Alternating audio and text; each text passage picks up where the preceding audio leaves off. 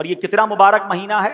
सरकार दो आलम सल्लल्लाहु अलैहि वसल्लम का फरमान, मा मिन अय्यामिन अल अमलु सालिहु फीहा अहब्बु इलल्लाहि मिन हादिहिल अय्याम। कोई दिन नहीं है कि जिसका नेक अमल करना अल्लाह के यहाँ इन 10 अय्याम से बढ़कर महबूब हो। यानी आम दिनों में नेकी की जाए वो भी अल्लाह को बड़ी प्यारी है, लेकिन आम दिनों की निस्बत जुल्हिज्जा यानी अशरा जुल्हिज्जा जो है, जुल्हिज्जा के जो पहले 10 दिन हैं, इसकी नेकियां अल्लाह के यहाँ बड़ी महबूब हैं। और आगे एक रिवायत में है, वल अमलु फीहिन्ना युदाअफु सबउ मियाति दिअफिन। इन दिनों में नेकी का सवाब 700 गुना बढ़ा दिया जाता है। तो सुभान अल्लाह, इन 10 दिनों में खूब नेकियां कीजिए। हो सके तो 9 दिन रोजे रखिए।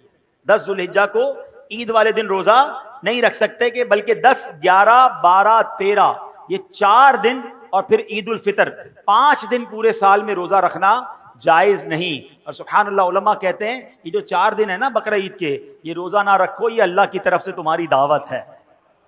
हाँ, बाकी 9 दिन खूब रोजा रखें, इबादत करें। और सुभान अल्लाह, इन दिनों में हाजी अपनी जिंदगी के खुशगवार यादगार अय्याम मना रहे होते हैं।